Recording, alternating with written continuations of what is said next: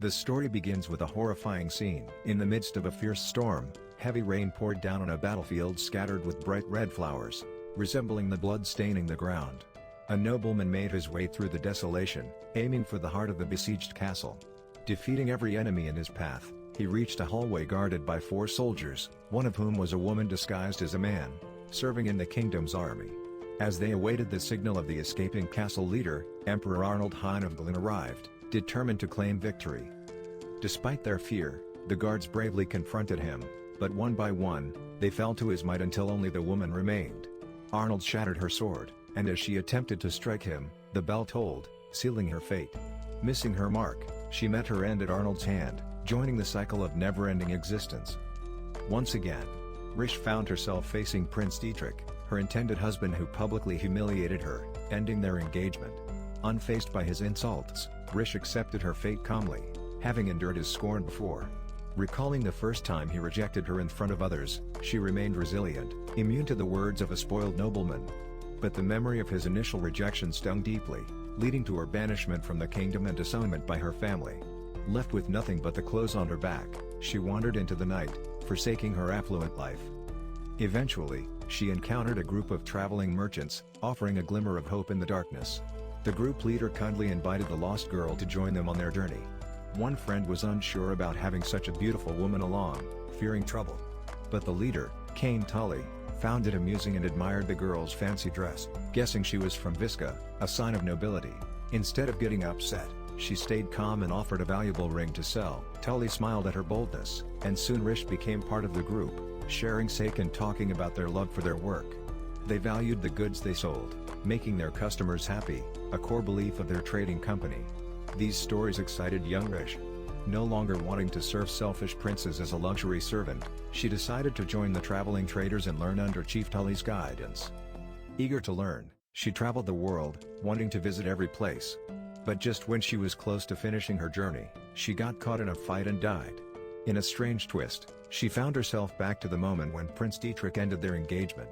Confused, she realized it was not a dream when she felt pain through pinching her. Grateful for a second chance, she started a new adventure, only regretting not having more resources to travel faster. Trying to find Tully and his friends, she discovered a gift from her grandmother, a book about foreign medicinal plants. With this new knowledge, she decided to study medicine. Combining her business skills with her healing knowledge, she became a famous healer, treating important people from faraway lands. But sadly, she died again in another conflict. With each new life, Rishi grew wiser, facing her exile with bravery and careful planning. She immerses herself in a specific field of study and encounters a brilliant scholar named Dr. Michelle Evans, whom she remembers from a past life. Collaborating on significant research projects, they offer Rish a fresh perspective on her history as they labor together diligently. With this newfound insight, she decides to part ways with her mentor and pursue independent research. However, her journey is cut short once again by death in a war, marking her third demise in her fourth life. In her subsequent lives, she works as a maid in a duke's mansion and later disguises herself as a man to become a knight, engaging in numerous battles. Despite her varied experiences, death inevitably arrives every 5 years, whether in conflict or from excessive labor. Determined to break this cycle, Rish alters her routine, opting for a different path behind the palace instead of the main entrance. Along the way, she encounters Emperor Arnold Hein, who unnerves her. Upon learning his full name, she finds it odd that he's renowned in places he's never visited. To conceal her prior demise related to him, she claims his fame precedes him. Unaware that Arnold's father still reigns, Arnold himself is not yet the ruler. Failing to devise a plausible excuse, she apologizes and departs, leaping from the second floor and sustaining minor injuries as her shoes break. Curious about the peculiar girl, Arnold prepares his horse, and Rish encounters guards who inform Prince Dietrich about her. The prince arrives, asserting his significance and claiming to understand her feelings about his harsh words. This provokes Rish, who openly expresses her indifference, revealing that she has endured worse in her many lives. This revelation surprises the prince, making him realize her lack of regard for him. This news shifts attention to Dietrich, who is in trouble, not Rish. The prince gets angry and demands respect, but Rish calmly reminds him of his duty to serve the people. She's relieved not to see him again. Just as she is about to speak further, Marie intervenes, siding with Dietrich. Despite this, Dietrich becomes more determined. He refuses to associate with Rish, citing her disturbance of Marie. However, Rish remains firm, asserting her decision to avoid Dietrich and emphasizing that her value is not tied to royal marriage. Reflecting on her journey, Rish realizes true happiness comes from her own efforts. Despite any rumors Marie spreads, Rish harbors no ill will, understanding her desire to marry the prince. However, Rish prioritizes her own choices over societal expectations. With her objectives met, Rish leaves, with Dietrich following and ordering his guards to capture her. Unexpectedly, she grabs her ex-fiancé's sword, mistaking Arnold for a threat. People fear Arnold's strength, recalling his past deeds. Rish remembers her death caused by Arnold in a previous life, leading to war. The scene is very romantic as surprisingly, Arnold apologizes and asks Rish to marry him. As Arnold bows down on his knee before her, he tries to persuade Rish constantly but she refuses immediately. The atmosphere is tense, but Arnold suddenly bursts into laughter, surprising everyone, especially Prince Dietrich, Rish's former beau. He is shocked to witness Arnold proposing to his ex-girlfriend. Feeling hurt and angry, Rish questions how Arnold, who caused her much pain, could propose now. Then, the king arrives, visibly upset with his son for mishandling matters with Rish and ending their engagement abruptly. The king believes Rish should reconsider Arnold's proposal, emphasizing that their past grievances should not impact the relationship between their kingdoms. Arnold requests a private audience with Rish, and the king encourages her to listen to him alone. Alone together, Arnold professes his love for her.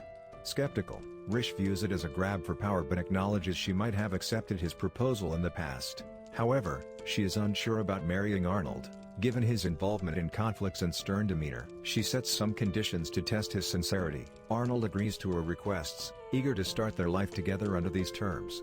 As they journey to his kingdom, Rish utilizes skills from her past lives. But when Arnold reaches out to her, she reminds him not to touch her, prompting reflection on her past experiences. Arnold informs her of a successful meeting he arranged with a trade representative from her favorite company, showcasing their widespread influence. Arnold asks if Rish has worked with the company before, but she says she has only heard good things about them from inside. Secretly, she plans to keep in touch with Ara to improve her trading skills and reconnect with friends, but she does not tell anyone about this.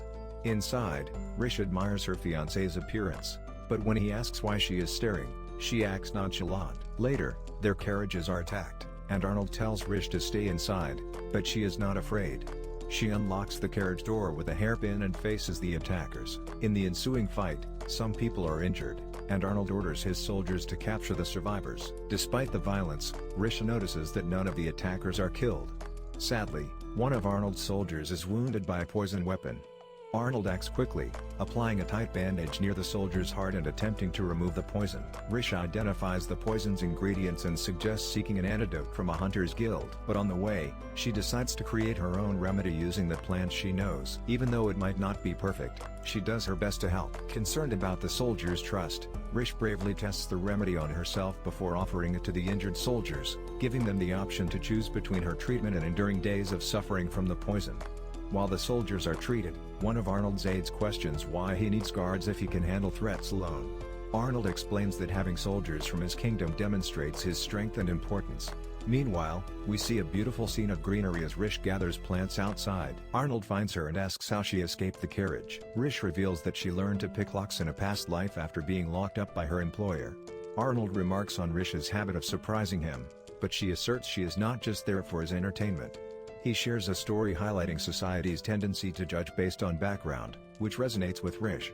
Surprised by Arnold's emotional depth, she realizes his genuine concern for his soldiers. Despite her assistance, some soldiers remain wary due to her past engagement with Prince Dietrich.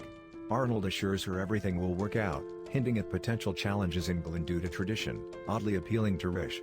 She reminds Arnold of his promise, and upon arrival in Gillen, they find the designated mansion unfinished. Rish insists on staying there, confusing Arnold. Once there, drawing from her servant days, Rish begins cleaning. A maid is teased by others boasting about serving the crown princess, unaware that the princess, Rish, is among them. Rish intervenes, advising against washing curtains immediately due to possible rain. Despite her warning, the maids leave. The mistreated maid, Elsie, thanks Rish, who offers to wash her dress before the rain. Later, Rish relaxes on her balcony, content after visiting every country on her list. She notices Arnold and questions his evasion of duties, surprising him. Rish teases him, realizing he has been changing his behavior to see if she notices him. Arnold points out a significant building to Rish, revealing it is a library housing books from around the world. When she inquires about a beautiful tower, he identifies it as the Central Church, with the clock signaling the time through its chimes. Excitedly, Rish observes various features from the balcony, including a bustling commercial street. Arnold, feeling a bit overwhelmed by Rish's curiosity, questions her happiness, given the pressure she faced to marry someone from his country. Rish expresses her fondness for the city, enamored by its vibrant streets, historic structures, and welcoming populace. Impressed by Rish's confidence, intellect, and resilience, Arnold acknowledges her uniqueness among noble women. This evokes memories of Rish's mother, who emphasized traditional expectations for her daughter. Emotionally stirred, Rish asserts her prioritization of personal accomplishments over societal norms. Arnold concurs and pledges his unwavering support. Before departing, Arnold suggests Rish make another request, acknowledging his breach of their agreement not to touch her. This leaves Rish pondering, wondering if Arnold harbors undisclosed motives.